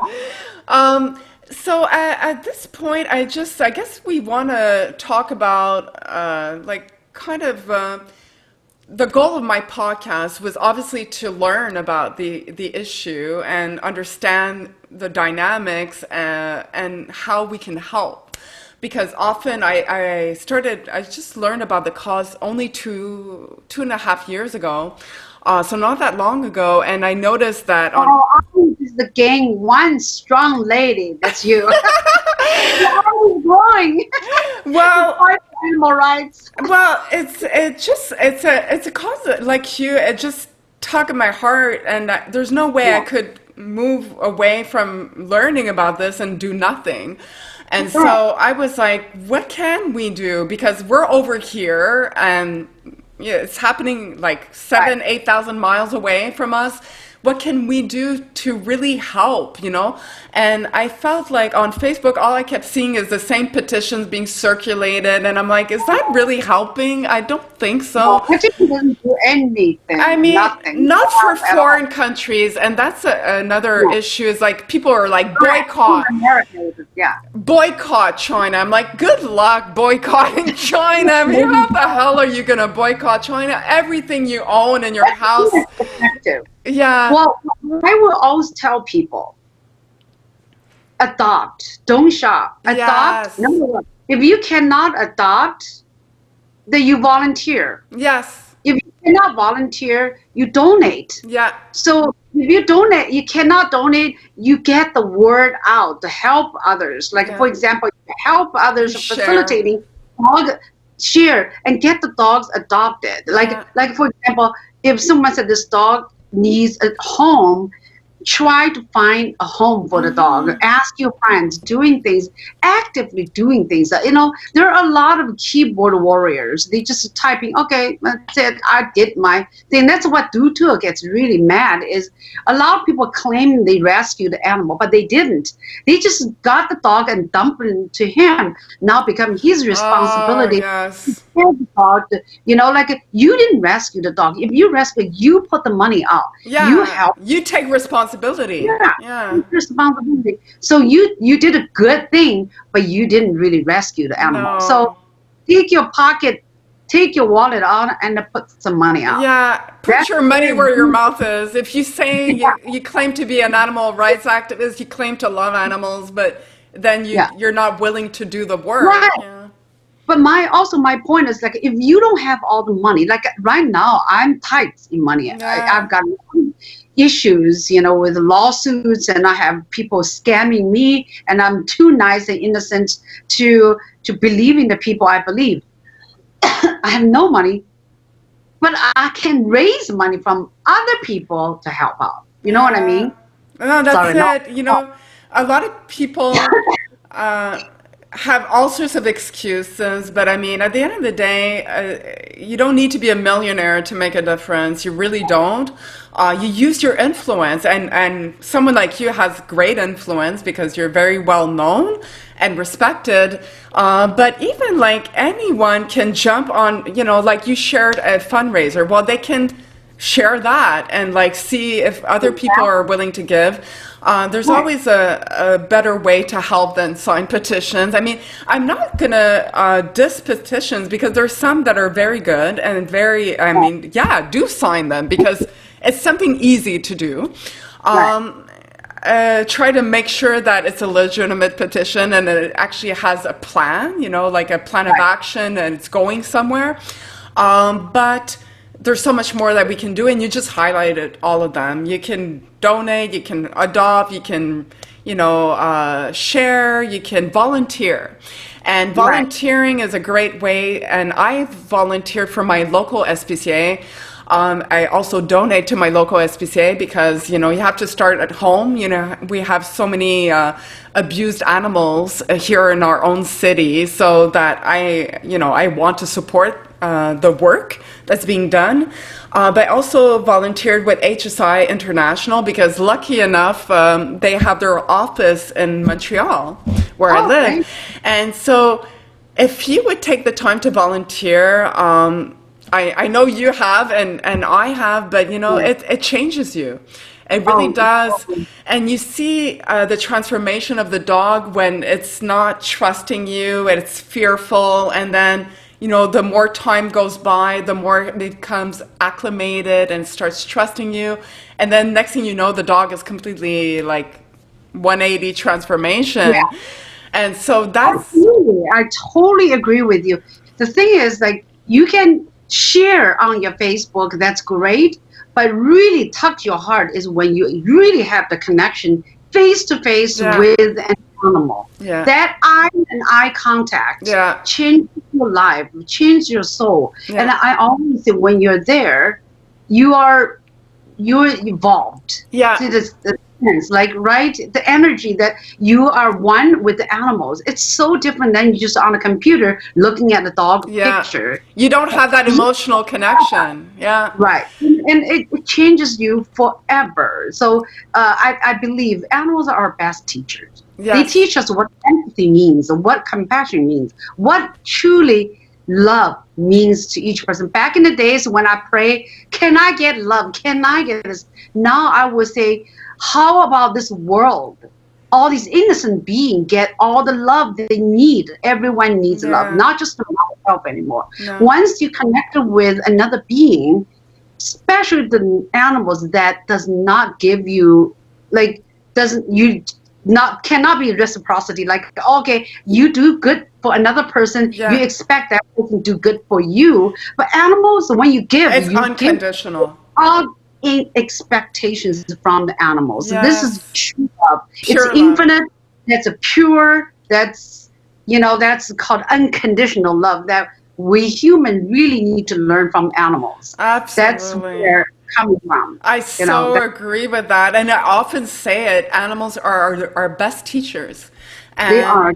And my cat has taught me patience. He's taught me to be more peaceful because I notice, animals feel energy more than we in many ways. And if I would have an argument with my husband, the cat, you can tell it doesn't feel good. And I don't want that cat to feel like that. So it teaches you to be, considerate, kind, and compassionate. And these are all qualities that we want, the world to shine with, like our world needs more love, it needs more compassion. And so what did they say? Now people cry a lot more seeing an animal being sick and pass away on the movies than a human. That shows God. And I never forget. There's an animation. There's two pictures. This one guy died. This guy goes. Then the animal died. Tears goes. I know. See how should because of how we just feel the innocence of an animal. That's it. Not saying the pureness from this animal that didn't ask for anything from you, just only ask that you don't kill me, you don't kill us, just let us live in peace. That's all they're asking. As if you were to consider human has evolved, we should be evolved enough to care for others. Your soul should be evolved, not another iPad or another toy, a gadget, expensive. Oh my God. It's how well your soul has evolved. Like China right now. Technology-wise, they're very advanced now. But have their empathy or soul awakened? Not so much. That would in China, we even said that. Even the Chinese criticize other Chinese. Say like, Chinese as a civilization is going to take another 100 years to evolve, while technology can be evolving much faster. So, but soul evolve takes so much more of empathy out of people's soul than the technology I can buy just with the money, So it's so much more meaningful. I mean, at the end of the day, you don't take your iPad with you when you die, right? So, I mean, I think we need to work on our own, evolution, our own awakening, our own, progress as a spiritual being. We're all, I do believe we're spiritual beings, and no matter what your belief system is. Living a human experience. Yes. So that experience, you need to learn to grow, or you're gonna come back and relive this over I and believe over. that. I so believe that. Oh my God. I don't want to come back. So. Maybe you'll come back as a cow. Maybe you will That's- really feel it. How about if you cannot be empathizing with another being, you're gonna come back. That's actually what there's an Indian. They do believe in that. They do Yes. believe in the cows. You And know, it's so if funny. you kill a cow, you'll come back. You know. So they respect the cow. But I mean, That's only certain part of the India. Most of them, like if you watch Earthlings. yeah, I can't Not so watch that. Were you I able to watch watch it? No, I can't. I only need to watch a picture. I'm like already there. I know. I'm so But sensitive. Watch it. But Earthling is one movie that changed so many. 99% people watch that movie Become become vegan. Yeah, I There's know. no going around. If you watch that and still able to eat another being, Something's wrong with you. wrong with you. Something's wrong with you. I Actually, encourage everyone to watch that. Yeah, you know? me too. Sean Monsoon and Alec Pedersen, I think they're going to work on another movie that really including the dogs. You know, so because in that movie, not enough because I think they're amazing people. They are animal focused, awakening focused. You know, producers. They make movies like really that help. have meaning and that change lives. Yeah. I'm changed by Sean Monsoon. I didn't watch Earthlings, but I watched the other one, the Unity. It's more mild, no graphic images. Unity? Called the Unity. That was the movie that changed my life, and that's also by Sean Monsoon. Yeah. That one, but the opening scene, I cried all the way through the whole entire movie. I cried. Going into the slaughterhouse and all silent, just the music and the cow's body language and the eyes. The eyes. That was it. The whole few minutes of front, nothing else, just music and the cow got forced into slaughter. That was the opening, and it's no killing or anything, but it's just. And with 100 celebrities narrating through the whole movie, so powerful. I had so many of my friends watching it. Wow. Okay, I might have to watch that. If you say there's no graphic. No graphic. They're just this front part was just yank your heart out, and there's another part that was everyone can watch. It's already in YouTube.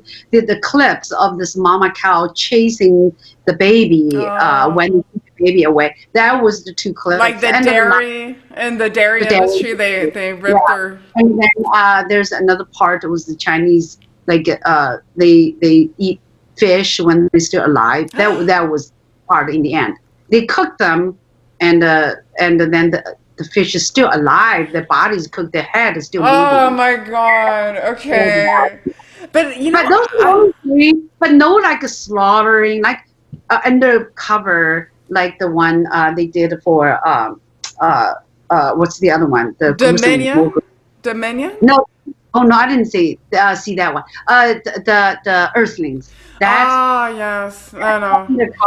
Slaughterhouse. But the problem is, often it's vegans watching this, but we don't need to watch it. We're already converted. It's regular people. You know, our words and our influence is so powerful. Because now my friend, I'm in fashion, so I have a lot of fashion friends. Yes. In my group of friends, literally half are all vegan now. Oh, wow. So, because of you? Together, well, I talked about, but one of my friends, his name's Ray, he changed it before I did. He became vegan before I finished everything. But I started to talk about it as I was journeying. I'm a very vocal person. Yes. I'm on my journey. I let you know I'm on this journey, okay? Yeah. I'm going to stop. I'm going to tell you about it. I'm going there. Yeah. So I keep repeating it. And then, you know, it makes sense to people. It's making sense. Yes. So now my business partner, Marco Yankovic, he was eating everything before. He's cutting back so much. He and his girlfriend even become like vegan for 1 month, try The challenge, a vegan challenge. Now they are much more conscious. Yeah. At first we kind of butting head.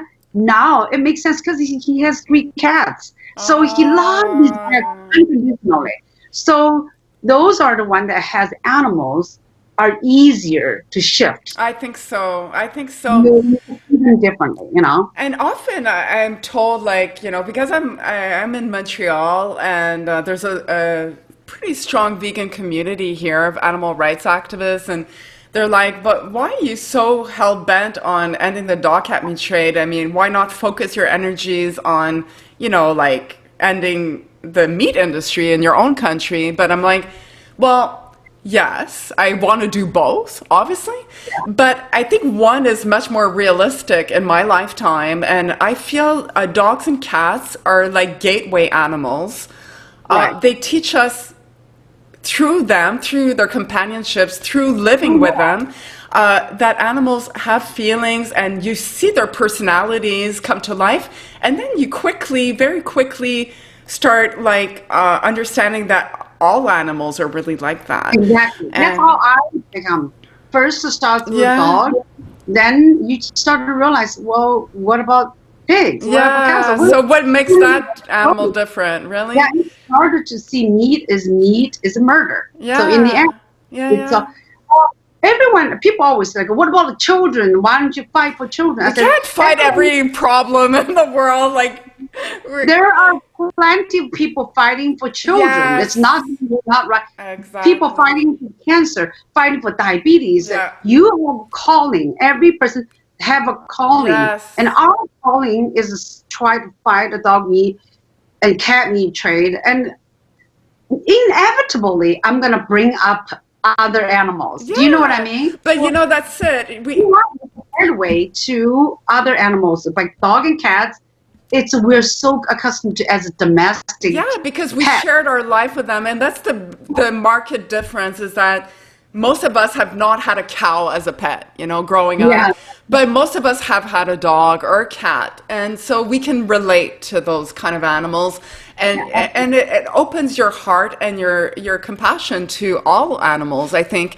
And also, I feel the dog cat meat trade is just a little bit very cruel because it's not governed, but there's no protocol. There's no government, regulating this meat industry. It's as cruel as it comes. I mean, these dogs are crammed in cages. Their bones are broken off just to fit as many dogs as possible. Yeah. They often like you were mentioning at one point, they make soup out of the paws of the dogs. I believe it's in Indonesia. There's specific Cambodia. They do dog paw soup, but they discard the body and leave them without legs and dying of bleeding. But in Korea, they call it Bushingtown, that they use dogs as soup. Yes, the whole dog. The whole dog, Chinese, these uneducated Chinese will eat anything put forth. Anything walkable, they will eat it. So didn't I tell you one time, this is a friend of a friend, actually looking at the little animals, people will say, oh, how cute. It's like, I wonder what this animal tastes like. It's like the mind. But the good news is they are even awakened a lot more. They are started eating less. The person that said, this animal, how does that taste like? Now is eating less meat. There's always hope. There's always hope. Oh yeah, there is always. And I can pretty much, vouch that almost everyone that started out fighting the dog cat meat trade has eventually progressed to become vegan, because it's hard to, when you're that entrenched in the animal rescue, it's inevitable. You're going to start to realize, oh, okay, but this industry is also extremely cruel. And, how hypocritical am I if I'm rescuing a dog, but I'm, eating a cow? You're going to make that association. It's just a matter of time. And so I think it's an important cause. It's certainly one of the most important animal welfare cause in Asia, in all of Asia. And it causes a lot of social unrest. People don't realize that rabies is a huge problem. Human rabies in Asia is a huge problem. And that's a direct is directly related to the dog meat trade. So if we can eliminate that, that category of animals, then we'll have that much more chances of becoming a vegan world, which is what we aspire to be. So, there are many reasons why I'm fighting this trade, but, one of the main reasons is because I feel like it's so, obviously wrong, and it could be shut down, altogether. Yeah, definitely can. Like, it would definitely have to, it will happen. It will happen. Well, whereas in my lifetime, I think this could happen. I could see the end of this whole trade. And I don't know that I'll see a vegan world in my lifetime. I'm a little bit too old for that, but maybe in my other lifetime. Yeah. Well, it will happen. The parallel universe. We have another dimension. That other dimension is a pure world that we don't eat each other. Oh, can we have that world now? Like I always go, you eat animals. You cannot be animal lover. You eat animals. Yeah.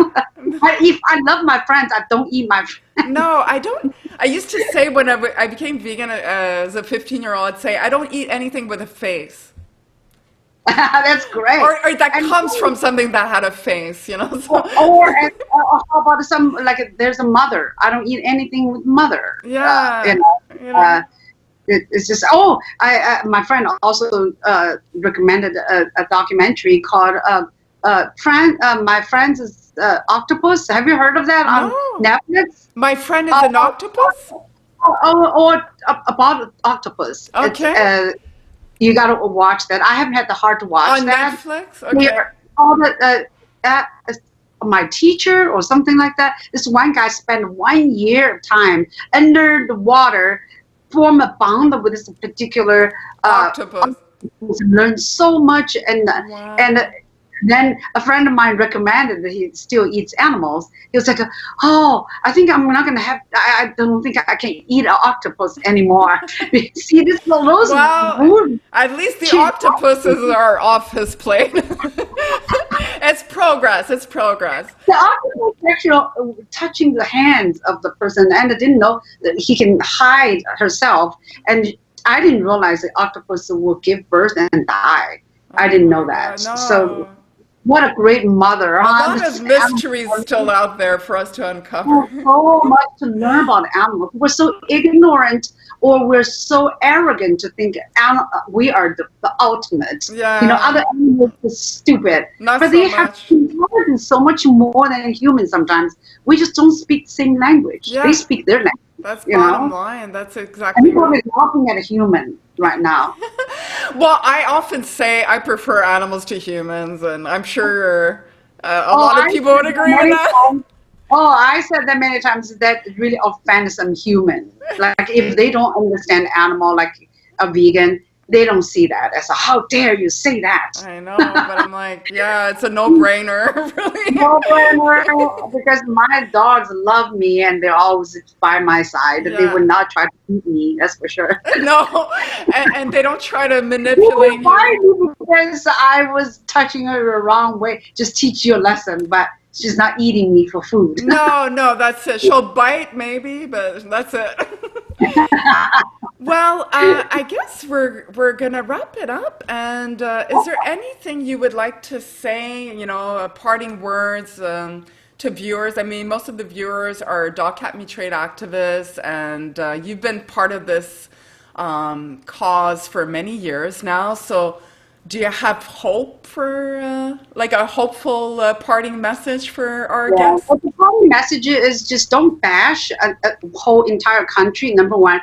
Number two, don't say Chinese government or a Korean government is not doing anything. Just like American government wouldn't do a lot of things.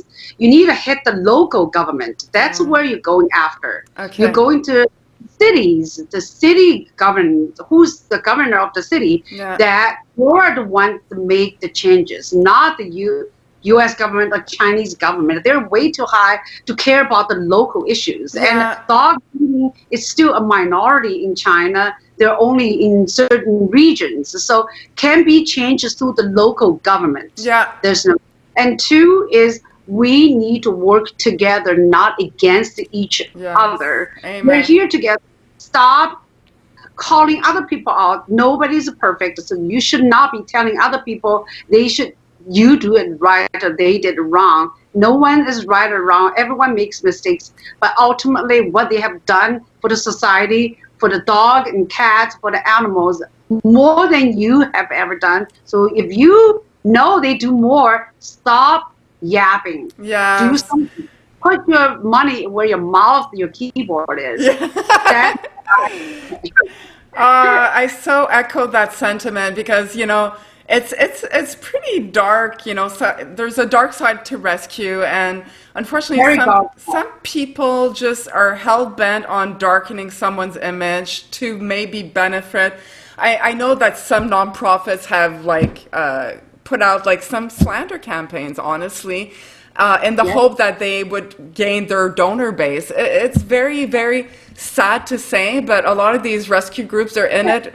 Ultimately, maybe they started out for the animals, but it became for profit. Not for profit, for ego. For ego, for revenge, or they're getting fired. Then they want revenge on specific person. Yes. There are plenty of them in LA. I don't know, I'm sure everywhere. Yeah. Even UK, I've heard a story who so and so hates so and so, so they smear campaign on so and have you done enough? If you think this words out is helping animals or you're hurting animals, your mouth comes out spear hatred, then stop it. Just stop it. Love and the light will shine on all darkness. So if you spill darkness, you are going to be shined on by the light. So stop doing anything that's hurting others, hurting animals, hurting another being. Ultimately, I agree. These smear campaigns are taking away from the animals. And if you care about animals, don't get involved. And if you have not seen or heard with your own eyes and ears about something, then stay out of it. It's none of your business. It does not affect you. I mean, everything applies to each of the stories. Yes. So you stop listening to rumors, innuendo, lies, and stop doing that. And unless you take your own trip to the shelter, to the foundation, to see with your own eyes. If secondhand information is never 100% accurate. No, it's never accurate. And bottom line, if you can't prove someone's innocent, or if you can't prove someone is guilty, you probably, you have to keep your mind open. I mean, I know that recently there was a whole story on Sound of Animals, Michael Chor, and he was vindicated in the courts, and frankly, the judge really was very harsh on the people that were accusing him. They said, "You have nothing, you have no proof, and you smeared this man's reputation all over social media."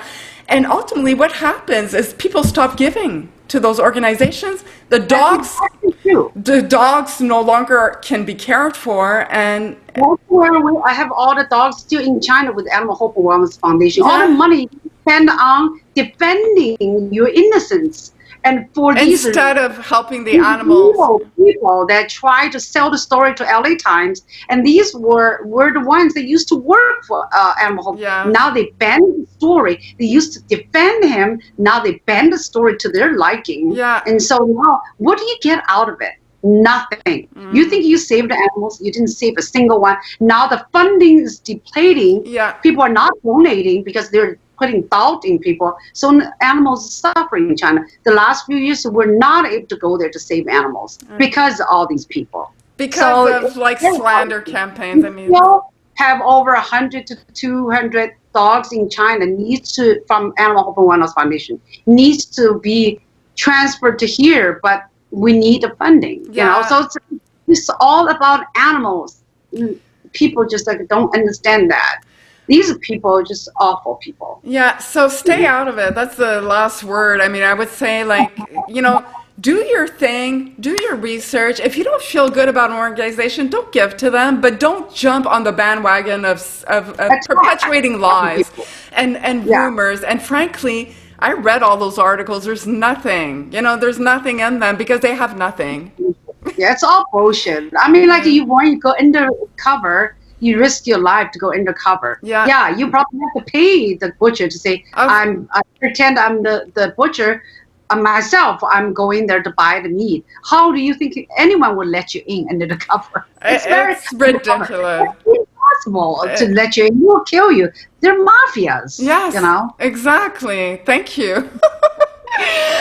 Oh, well, it was a pleasure having you on the show, Sheena. I'm so glad you were so gracious, because this is a second recording. I mean, the first one kind of, it didn't work out. The internet was not working well.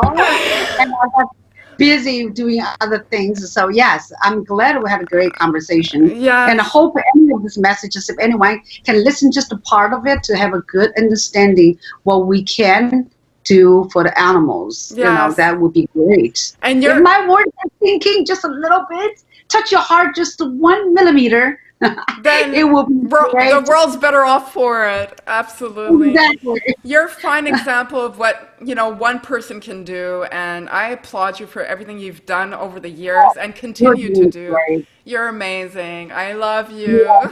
Love you. Much love to you. Thank you, Sheena. Take care.